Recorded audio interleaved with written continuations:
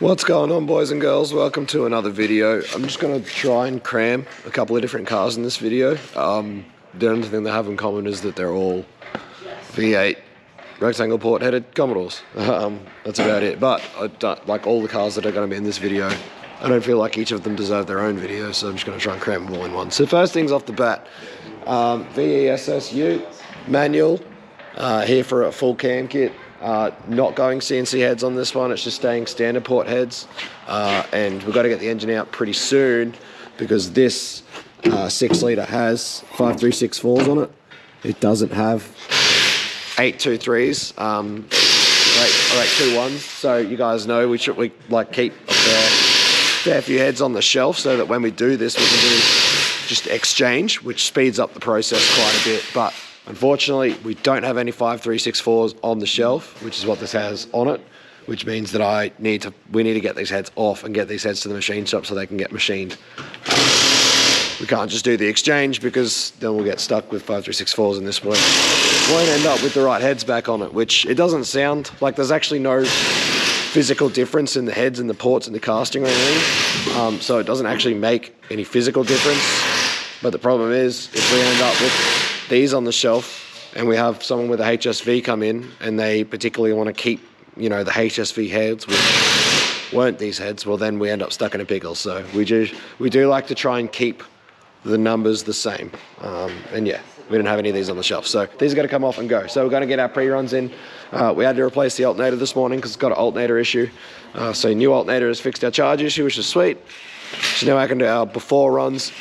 As you can see, already got a Harrop OTR, already got a full exhaust setup. It's just had a new clutch in it. Pretty wild setup. It's got bride seats in it and stuff. Okay, full AUDM stuff. So because of the hectic seats and the hectic rear camber, his tyres were absolutely cooked on the inside edge from the camber wear.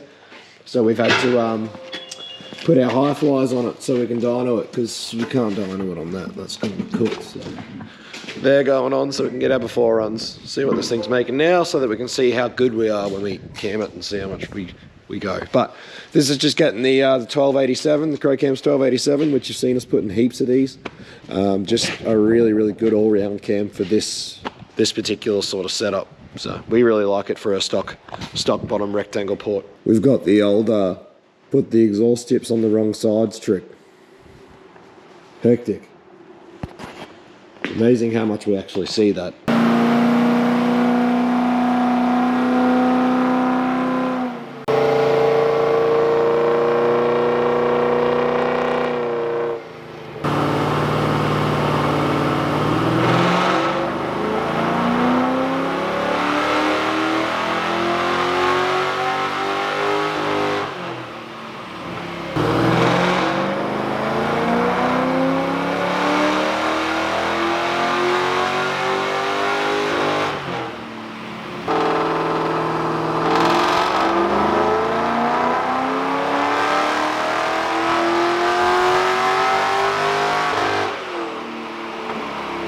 Alright, boys and girls, all dynoed up.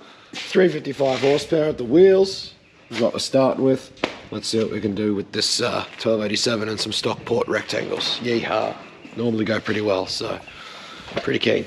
Alright guys, so this next car's pretty much my wet dream. It's pretty freaking warm. Oh, here we go. There's VF Calais, Series 2, LS3, Walkinshaw kit. So we got Walkinshaw 2300 blown. It's also, there's a bit of a story behind this thing. It's been rebuilt, so stock crank, Calais Comstar rods, SRP pistons. It's got a nice little Crocams, 226, 232, I think. Yeah, it's been retuned. Makes 490 wheel kilowatt, 6L80 auto, sunroof. It's an absolutely beautiful color as well in the sun. So you guys know how much I love VFs. This thing is just, oh, so good. Anyway. Basically, this guy has had this car at quite a few shops over the course that he's had it. He's had this issue with it leaking from the rocker covers. He's basically just been given the runaround by the sounds of it by a fair few people. The last shop he took it to put this catch can on it, which is all well and good. Catch can's sweet, but they've just got it breathing into the engine bay. The problem with that is obviously all of your fumes from the engine bay end up in where you're driving, and it stinks. You smell the oil. It's unmistakable. It doesn't smell good. It makes it not nice to drive. That really should be being drawn back into the intake, not only for legalities, but also just for convenience and for, so that the cockpit doesn't smell like oil and grossness and fumes and stuff. So we're going to fix that for him. But we're also going to get to the bottom of why this thing keeps leaking oil. He reckons it's, just about almost since new, it's pretty much just leaked oil, and he's had so many people have a go at it, and no one's been able to get it to stop leaking oil, which is just weird because it's not that hard to get LSs to stop leaking oil. So we'll look into it for him, get it figured out. He also was saying that on the way here, it stalled on him twice. So I don't have much hope for the tune that's in it. So we're going to pull the tune file off the ECU and have a look through it as well, because as you guys know, we do see some pretty wild stuff come through here as far as tune files. There are some wild people out there that call themselves tuners, and there's some crap that comes through here. So we're not about, name and shaming people or, shaming people's work and stuff. We like to have a look at it. If we reckon we can fix it or do better, we will. That's all it is. So basically just a complete fault find to try and get this thing back up to where it should be. Get this thing stop leaking oil. We don't think we could make any more power necessarily or anything like that. 490 kilowatts is pretty sick. That's a pretty good power level. 419 kilowatt, is it? Oh, that makes a lot more sense. Oh, there you go. That makes a lot more sense. It's 419 kilowatt. I was a bit weird about that because I had a bit of a look through the receipt for the engine build, and weirdly enough, Callie's Comstar rods, SRP pistons, nice little cam, blown, and it's had the wall control blower on it since new. So whoever built the engine definitely knew that it was blown, because it was already blown, and they put stock head bolts in it, which is really strange to me. I would have thought, if we were ever going through that much or that far with an engine to the point where you're doing rods, pistons, and it's going to be blown, I would just put ARP hardware in it. But anyway, it is what it is, each to their own. Obviously, the head bolts aren't having any issue at 419 wheel kilowatts, so, and that's that's still a pretty staunch car, pretty staunch setup. So anyway, we'll try and get this thing sorted out for him properly. All right, guys. So Rex has had a bit look under here, pulled this rocker cover off. It does have standard trunnions in it still, which I would recommend we upgrade, but I'll let them know that we should upgrade that. But Rex pulled that cover off. He put it on. We have a spare head in the engine room off the tonner at the moment, so he put it on the head in the engine room and just checked the gap all around, because we have seen covers that are bowed or bent, and the gap and the seal doesn't actually squash in one corner or something like that. It is not uncommon, but the cover seems fine. You can't get a 3/10 feeler gauge in it anywhere around once you put it on the head. Once Rex took all the coils off, it was pretty obvious that none of the oil was actually coming from the seals on the bolts. So seals on the bolts look good. It looks as though this gasket, which is new, is sealing well on the head. Doesn't appear like this covers are bowed at all. Rex had a quick look at the head. It doesn't look like there's any issues on the head side either. So yeah, no issue found thus far with it. So the next thing is the customer said that there was a fair bit of oil underneath the car and stuff, and we are going to have a spare hoist in about 30 seconds. So we are just going to chuck it on a hoist and just sort of have a good look around underneath the car, see what we can see. Maybe it's not coming from the rocker cover, maybe it's coming from somewhere else. Maybe it's sort of by chance blowing all over the rocker cover or something like that. Just have a really good look around the car and underneath, and just see if we can see if there's anywhere else that oil's coming from. But yeah, we started sorting out our plumb back for the catch can. Because the stock MAF is really weird sizing and it's stepped, there's not really any way that we can replace that with a bit of tube like I wanted to and put a weld on it.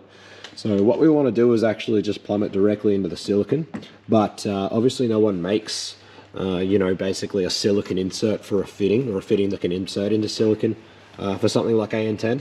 The closest thing we could use was to buy from Raceworks. They make an AN10 bulkhead fitting and fit that from the inside, and then just use a nut on the outside to seal it, and then put your AN10 on that. But not particularly specifically for silicon. And now Raceworks, they do make a really nice little nipple, which is designed for silicon, which is exactly how we would, you know, want to use our fitting that we want to use. And it mounts from the inside so that there's no nut on the inside. There's no, you know, possibility of it falling in and causing damage to your engine. So it goes in from the inside and then it seals on a nut on the outside, but it's only a little nipple. It's not going to work for what we want to do. We want to use some AN10s. So I actually jumped on Fusion.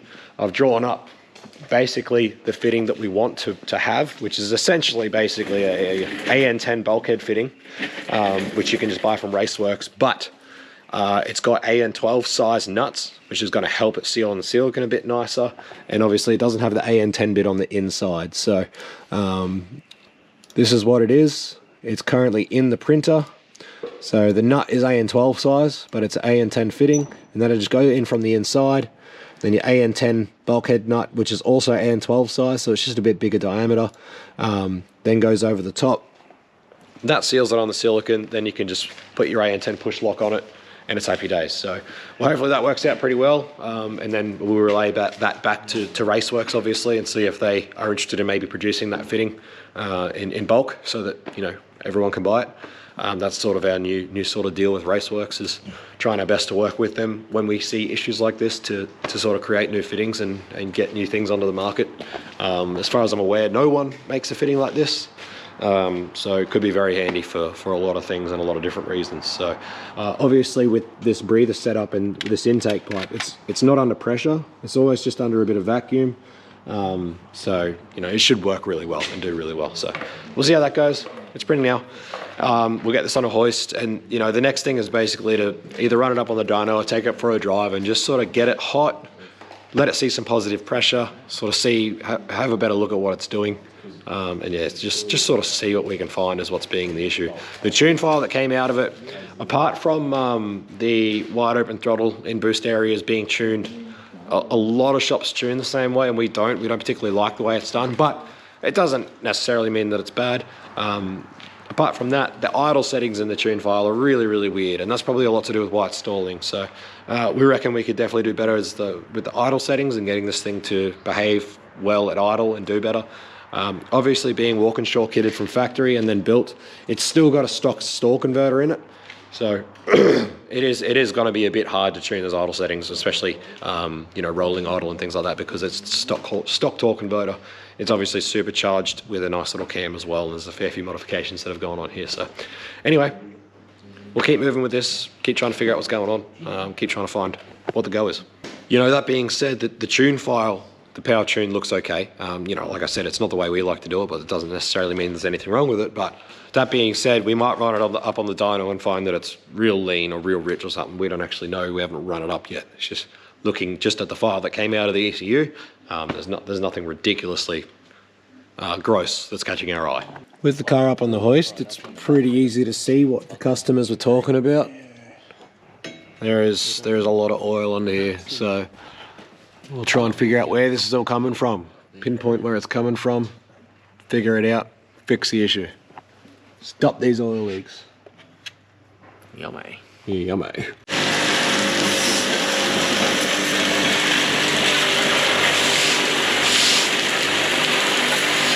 Righto, so the boys have cleaned all under the car, cleaned as much as they can from above the car, and they're just sort of running the car, trying to figure out, both of them are just looking with torches, trying to figure out where the hell this oil is coming from, where the origin of the oil leak is, and then we'll probably pull it off the hoist and put it on the dyno and run it up on the dyno and keep looking, because that way you can be running up in positive pressure, everything can be nice and hot, more people can be actually looking for where the oil's coming from, but also with the floor fan keeping the radiator and stuff cool, keeps everything at operating temp, but without all of the extra wind from actually traveling on the road, there's less chance of actually blowing that oil all around the place, if you know what I mean, underneath the car and stuff. It's not going to get blown back from driving on the street, which should, if we can see where the oil's dripping or where it's coming from, should make it a lot easier to sort of trace it back and pinpoint where it's actually leaking from. So that's the idea. I've just finished this fitting. It's just finished in the printer. So we'll see how it looks and works. Righto, so here's what you end up with. Managed to get the thread right, which is awesome. So this is it together, and that's how it goes. That just sandwiches you a bit of silicon Yeah, happy days. So it all worked out pretty well. Happy to use this. Just got to make sure you get the hole size right in the bit of silicon, and it's all happy days. There we go, boys. A little closer. No, it's a very strange. It's a strange one. I'm a little confused still. Confused? So I think I'm gonna have to get it on the dyno and have a look that load it up and see what it's done with. Sort of, we've cleaned everything as best we can. Hopefully we can spot fairly early where it's coming from. So after going through and cleaning everything out and having another look around the car after it was running, places where Rex's and Bo have found oil, it is really, really strange. It's almost like maybe it's coming from whatever the oiling system for the actual blower is. The way there's oil all over the top of everything. Like, there's so much oil so high up, it's really, really weird. So, like I said, get it on the dyno and have a look there. Rightio guys, so with Rex loading this thing up on the dyno, Bo was actually able to see what was going on, and as we had thought might have been the case, but didn't really think it would be that, you know, we thought it might have been the case, but we really needed to confirm because it seems silly, but it's this oil's coming out of the supercharger. Yeah, basically what we've confirmed by loading it up. Bo can see where it's coming from out of the supercharger. It's coming up that port, and that's why it's leaking so high all over the motor. But it is a weird one because I think most of these superchargers have a sealed oiling system, and well, maybe not sealed, but their own oiling system, I should say. And you have to wonder how much oil it takes. How long could it leak before it, you know, just ran out of oil? I wouldn't expect that they'd take that much oil, but that definitely appears to be the case, is that it's actually coming from the supercharger. So, all right, so the next one in this video is this beauty, red VF red line. Boy, I hate having all these VFs around. They're so nice. Anyway, this thing already has an OTR, already has an exhaust system of some kind. So it appears to be HSV headers, and it's just, you know, a pretty generic basic exhaust, that sort of thing. It's got a MAF OTR at the moment. We are going to be removing the MAF and tuning it MAFless, but this is only here for a transcooler install, our normal big 28 row bar and fin cooler install that we do for these 6L80s, and a tune. So it's all it's here for.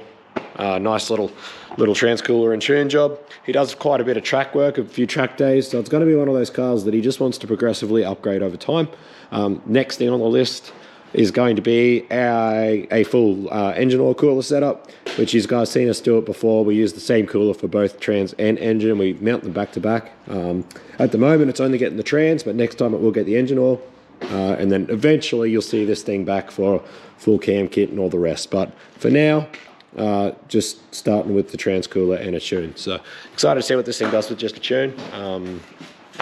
Being that it's got an OTR and it's got the exhaust and stuff, you know, you've seen us make some pretty healthy gains with just these mods on these cars. So yeah, it should be good, make a fair bit of difference to his track times, I hope, with just a tune, and then obviously a cooler to keep the 6L80 nice and cool while he's doing that, you know, fair bit of track work. So looking forward to this one. Anyway, boys are getting on to get the motor out of this one so that we can get these heads off to the machine shop where they've got to get to and get this cam kit underway. Trans cooler all mounted up with enough room for us to mount another one right on the back of it on the other side for engine oil when comes time.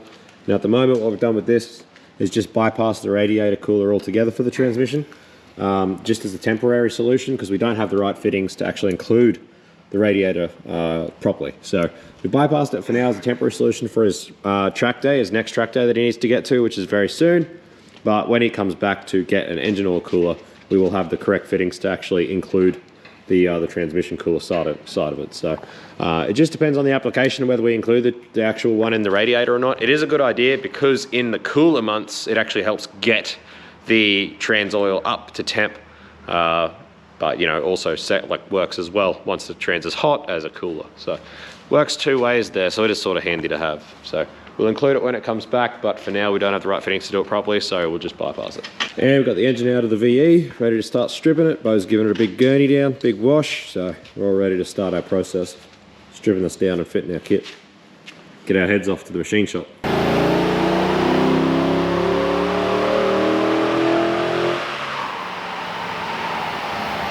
Rightio guys, so we've done our pre-runs Rex has done the pre-runs. Someone has been in this tune playing around at some point because it's not stock, and it is horrendous. This has got to be one of the worst we've ever seen. So yeah, a couple of pre-runs Rex did. And the thing is running 1 lambda, like Stoich, the whole way through the power enrichment, all the way through. So our dyno sniffer was playing up. So, but on the onboards, Rex is seeing 1 lambda across the board, the whole run. It's knocking its head off. And this guy, he's raced it. He does a lot of, like I said, he does a lot of track work. So the fact that this car has been tuned this way and has done all this track work, and the fact that it's still alive is a mystery. It is amazing that that is still alive. Goodness gracious. What do you reckon? You reckon it's the worst one we've seen? Oh, yeah. It's got to be bad. as far as just being completely unsafe, like not even to the point where it's not even safe at all. Yeah, I don't know. It's I don't know what's pretty going on. bad. Someone, like the timing table's been played with. There's a few things that have been played with, but I think this thing's got an exhaust. Like, I don't know if it was ever actually like tuned. Anyone actually Well, I tuned suppose it? when we did, Or when Greg's, it made a lot of difference. So Yeah, exactly. I Yeah. don't think anyone would have specifically tuned it that way, but I think it might have had the exhaust and OTR. OTR and a couple of things, and they've. Because when we did the wagon, it was just an exhaust. It wasn't an OTR as well, Yeah. and even it was still really, really lean. So, It wasn't 1 lambda, but it was lean. but yeah, definitely needs to be fixed because Yeah. it's just flat out dangerous. Tune your accessories and your modifications, guys. Get them tuned. It may definitely pay for itself. That's incredible. Anyway, it's alive. That's the main thing. It's going to leave here much better. So we get our tune in it, and yeah. we got a few things to sort out now. We've got to pull the math off, put an IAT sensor in it, a few other bits and bobs to sort. So this will come off the dyno for now. We've got some other things to tune, and we'll check back in when we've sorted that, put our tune in, and tune this thing properly.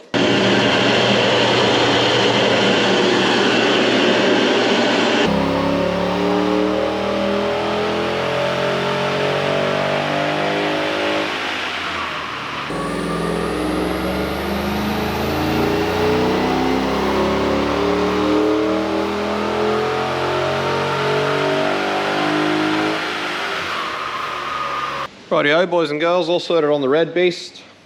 All finished up.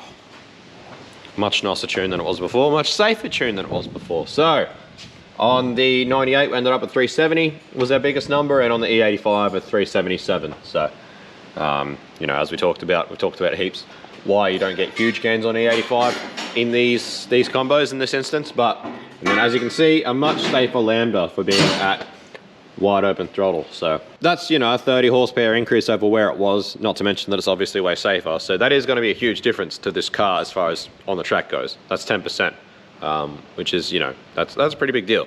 So not only that, but obviously in the tune, particularly in the tap up, tap down side of the gearbox tune, which is, we have to assume what he uses when he's doing his track days. We changed the gearbox tune a lot and turned off the converter lockup in 2, 3, and 4.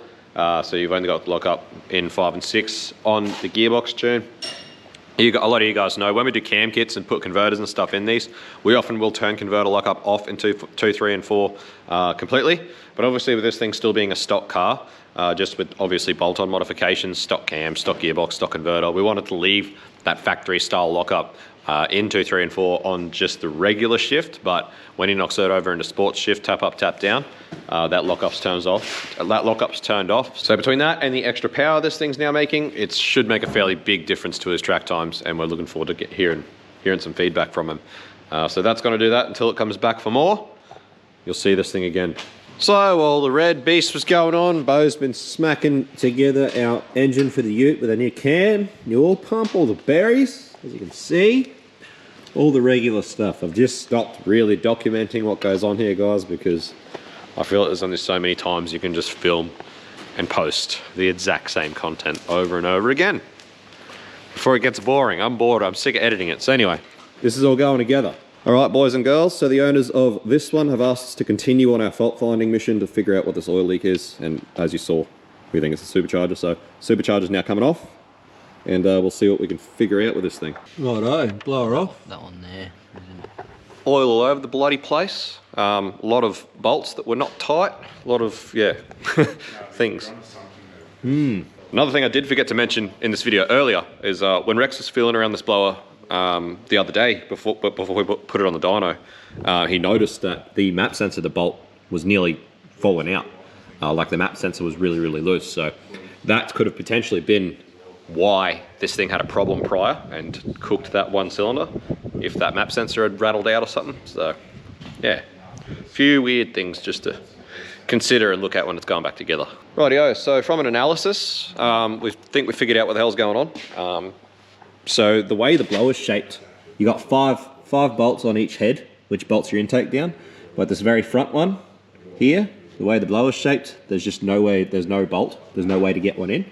So there's no bolt in this one, and then also the back one on this side. But what they are is they're on the ports where there's a bolt each side of the port. So there's still a bolt for every port, even without those in there. But the problem is that on these heads, those bolt holes are not blind. They go straight down into where oil would be.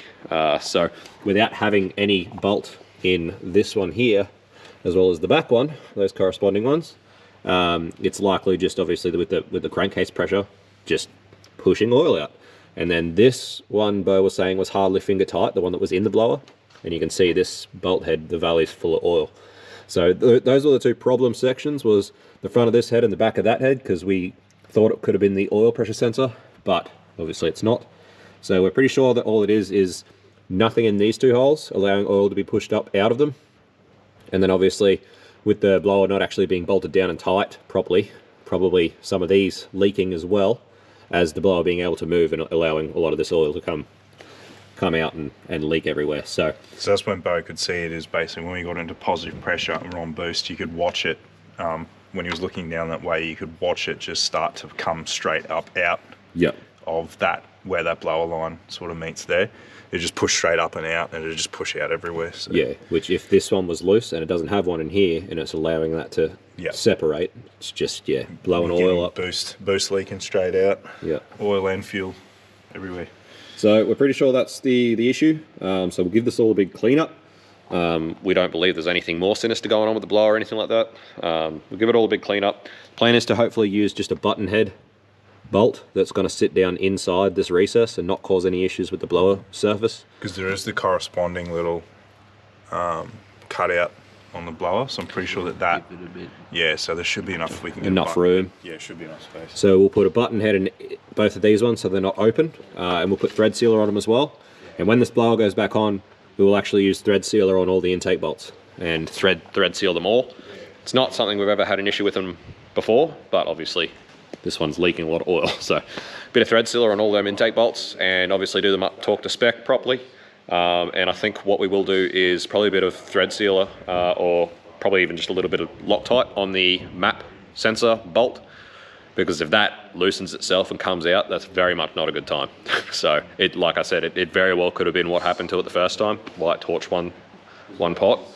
But anyway, that's what we think. So that's what we're going to do. So the other thing Rex was just pointing out, looking at this, is this cutout for that bolt that you can't get in there runs all the way out into that seal. And they did have issues with this thing, like breathing quite heavy. That's why they ended up with this catch can and stuff on it now. But if it's pressurizing that port, the first place that it's going to be pushing boost into is that little area, which is where this bolt hole is, where there's nothing sealing it, not blind. So it's probably just pushing boost pressure directly through that bolt hole into the crankcase, which would explain why this thing has always pressurized so much. So this, this could be this issue of just not having anything in these bolt holes and the blower bolts just coming loose could be the cause of pretty much all of the issues that this car's had. So hopefully we can fix it for him finally. And after however freaking long he's owned the car, it can actually not leak oil, and he can go somewhere in it and enjoy it without it leaking oil and doing stuff. Righto guys, we're all back together and running. We are just getting the yellow turd off the dyno at the moment so we can get this thing on the dyno ready for tomorrow. So we'll run it up tomorrow, make sure our problem's fixed, but yeah, by all accounts, both of the issues that were happening with this car should have been fixed with this one solution. So the last thing to do is obviously plumb in our breather for our catch cam, which we already talked about. What I would like to do is that fitting that I designed and printed, I want to anneal it, just because annealing the PLA does apparently give it a much better heat resistance. And just where it's going to be in the silicon with the radiator once the bonnet's closed, I am a bit worried about this thing just like, you know, being sat in traffic when ambient temps under here are going to get pretty hot, about how that PLA fitting's going to sort of hold up to the heat. So I want to try annealing it so that it gives it a better chance of holding up. But at the end of the day, with the amount of air that this engine consumes, even sitting in traffic and stuff, the amount of actual air velocity that's moving through this tube should keep this fitting, you know, cool enough. I don't think that anything that's going on here is going to be super duper hot, but just to give it the best possible chance of making sure that nothing happens to it, I would like to anneal it. So I'm going to do that in the morning while Rex runs this up, and yeah, we'll see how we go with it all, and hopefully be ready for the owner to collect by tomorrow afternoon. Much better. Good job, boys. Excellent work. And it does seem to be breathing a lot less as well. Yeah, I didn't see it last time, so I'll have to take your word for that. Well, it hasn't been running for as long. Is it up to temp? Pretty much. Yeah, okay. Hasn't been running for as long, but it definitely appears to be breathing less. I couldn't really load it up enough then to get any boost. It was turning the tires, so yep. I'm just gonna move the chocks, restrap it, try to get some heat into it and get it to actually come on with some pressure. Yep. And make sure that it's still not pushing it out. Yeah. So while Rex sorts that out, I actually annealed that fitting this morning.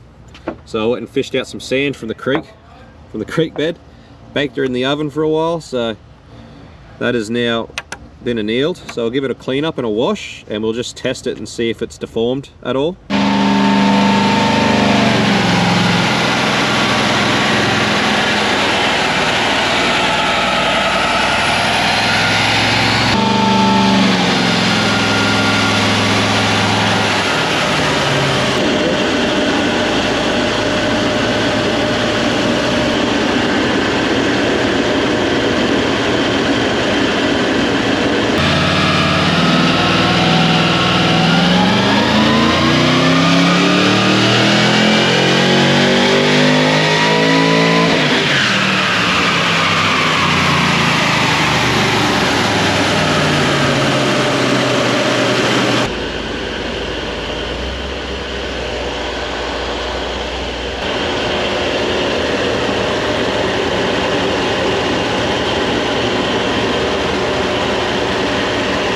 She's bone dry.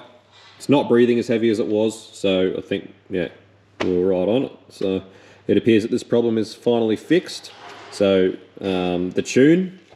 It's the fueling looks pretty good. It's not knocking, so there's not really any need for us to touch it.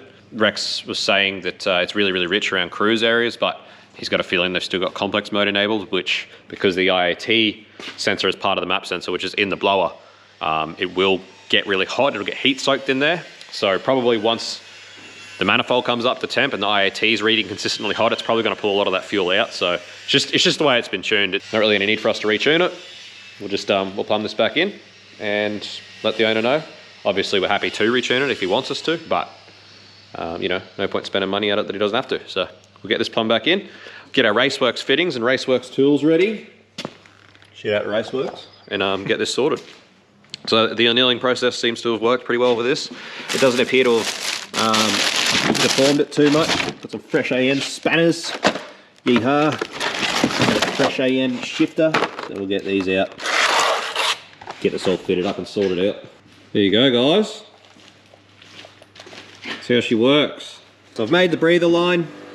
All Raceworks stuff. Anyway, although it's not making the claimed power from the last tune on our dyno, it's definitely not making the numbers that it was claimed to be. There you have it. Hopefully she holds up. I feel like it should, you know, it is printed completely solid. Rightio guys, just got back from a nice little test drive in the Calais, and zero fumes smell in the car.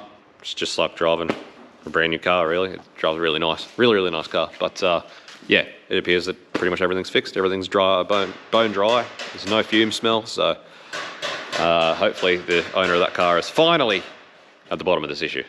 Rightio, big 6-litre. It's pretty much ready to go back in the car. We sort of dummied up the pipe and everything and sorted out a different dipstick because it had like an aftermarket dipstick in it when it got here, and it was really annoying. and we didn't like it. So putting stock dipstick back in it and just dumb it up the pipe, make sure it all fit. But yeah, all good to go. Going back in, clutch back on. Rightio, boys and girls. Those smacked this all back together in bloody awesome time. Killing it. We're ready to go. 1287. We're taking off the heads. She's ready to lump around. Get her on the dyno, get her tuned, get her going. Another one out the door. We did have to put new engine mounts in this one as well as a new oil pressure sensor. And we did notice while underneath the car there's a few other little bits and bobs that are a bit, need some attention, so we'll let the owner know about that as well. Outside of our scope, suspension stuff, but obviously we'll let him know that they definitely need doing. The other thing is we did order 2 MAF-less conversion boots from VCM for these OTRs. We used one on a VF, that red line VF, we put one on that, and for the life of us, we cannot find the other one. The other one was meant for this car. We cannot find where it is. We don't know where the hell it went. I don't even know if, we're not even 100% sure whether VCM actually sent both of them, but there's 2 on the invoice, but obviously we can't remember, we don't know, so we're trying to chase that up. But we'll order another one. We'll just chuck it on another day when he can drop it in. But for now, we just deleted the MAF, put a bit of pipe in, and a IAT sensor so that it's ready to go. But anyway, we're ready to hit the key.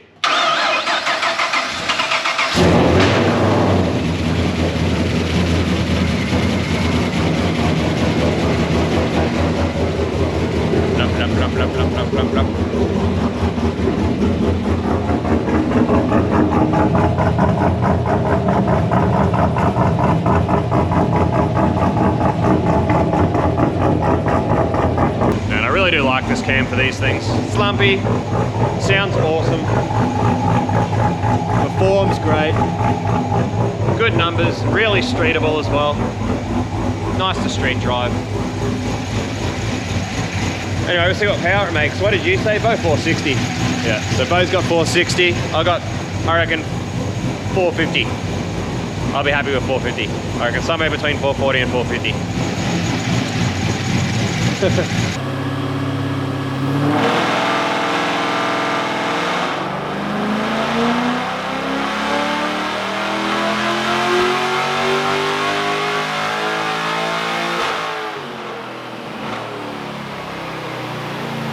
Rightio, boys and girls, that's a wrap. We're sorted. Just gonna put these wheels back on the back, get our dyno wheels back off. But that's what we ended up with.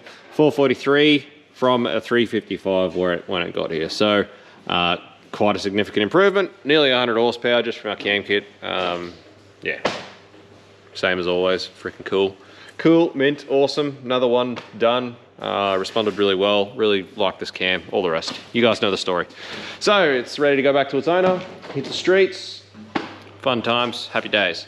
That's it for this one. Hope you enjoyed it. It's ended up being pretty long, sorry guys, but there was a fair bit more to that supercharged VF than I anticipated, but hey, it's all good things to be in the data bank for you guys, and if you ever come across similar issues, you know where you saw a plausible solution. I should also add, actually, the guy that owns that red VF Redline that we tuned, he ended up going to his track day. He sent me a message. He is absolutely stoked with it. Cannot believe it's even the same car. He reckons he dropped half a second off his best lap time, and he was getting over 20 k's an hour faster down the main straight than he was before. He reckons between the gearbox tune and it actually having some fuel and having some torque, because it's got some fuel now, he reckons coming out of corners and stuff, it's just an entirely different car to drive. So that was really, really good to get some feedback and to see some real world results that just from a tune, you know, just from our tune, he picked up half a second on his lap time. So that was wicked.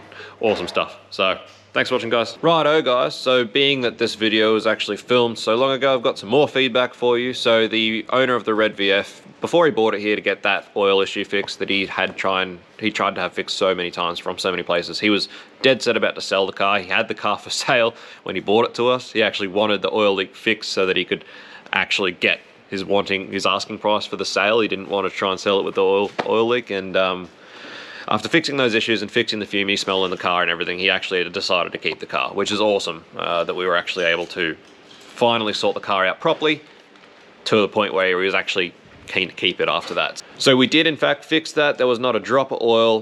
This is months ago now, months and months ago. So it actually ended up back here just last week. He decided to bring it back because he wants to keep it. There's a few things that it's doing with that tune file, particularly at idle, a lot of drivability things that he wanted to see if we could sort out in a tune, and maybe even potentially change out the torque converter because it's still on a stock torque converter. So we decided to try the tune first, see how we liked how it behaved, and then we could always do the torque converter later. So I was back for a tune last week.